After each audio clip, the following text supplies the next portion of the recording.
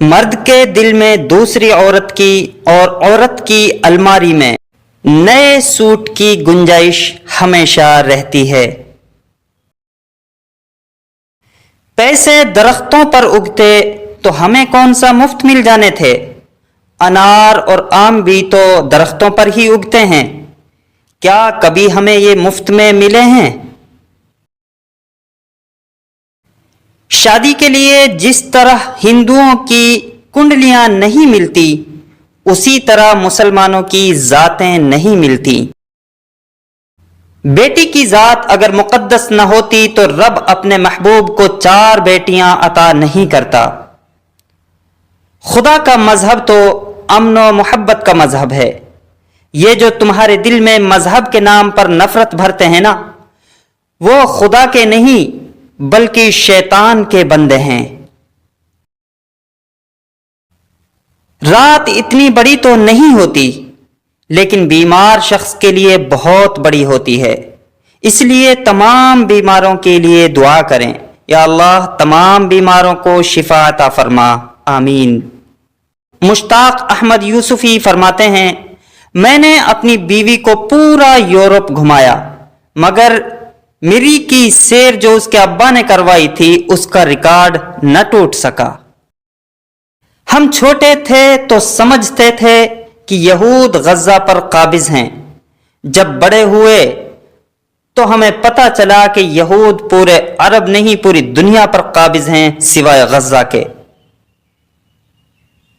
رب لا تذرنی فردا وانت خیر الوارثین، اے میرے پروردگار مجھے تنہا نہ چھوڑ، تو سب سے بہتر وارث ہے۔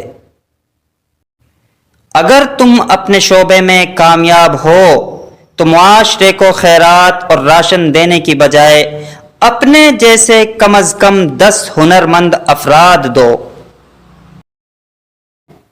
عمر ابن خطاب وہ اپنے کندھے پر گندم کی بوری ایک بیوہ عورت کے گھر لے جا رہے تھے اور ساتھ ساتھ روتے ہوئے یہ کہہ رہے تھے کہ مجھے معاف کر دینا، قیامت کے دن میری خدا سے شکایت مت کرنا۔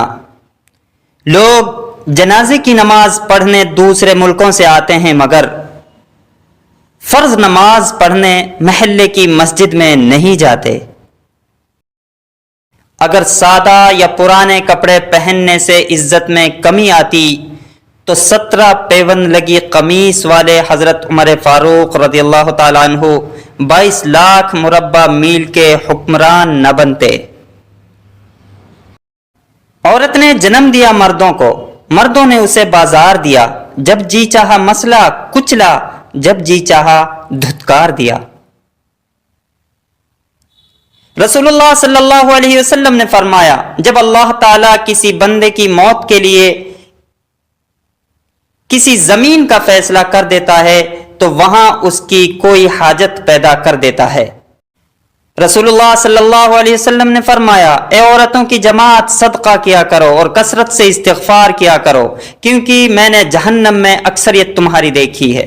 رسول اللہ صلی اللہ علیہ وسلم نے فرمایا، اپنے داداؤں کی باپوں کی قسم مت کھایا کرو، اگر قسم کھانی ہے تو اللہ کی قسم کھاؤ ورنہ خاموش رہو۔ وَمَا تَشَاءُونَ إِلَّا أَن يَشَاءَ اللَّهُ، اور تمہارے چاہنے سے کچھ نہیں ہوتا جب تک اللہ نہ چاہے۔ لا الہ الا انت سبحانک انی کنت من الظالمین، تیرے سوا کوئی معبود نہیں، تو پاک ہے، بے شک میں ہی قصوروار ہوں۔ نبی کریم صلی اللہ علیہ وسلم نے فرمایا کہ جب بندہ جھوٹ بولتا ہے تو اس کے منہ کی بدبو کی وجہ سے فرشتے اس سے 1 میل دور ہو جاتے ہیں۔ حضور پاک صلی اللہ علیہ وسلم نے فرمایا، جس گھر میں کتے اور تصاویر ہوں اس گھر میں رحمت کے فرشتے داخل نہیں ہوتے۔ جزاک اللہ۔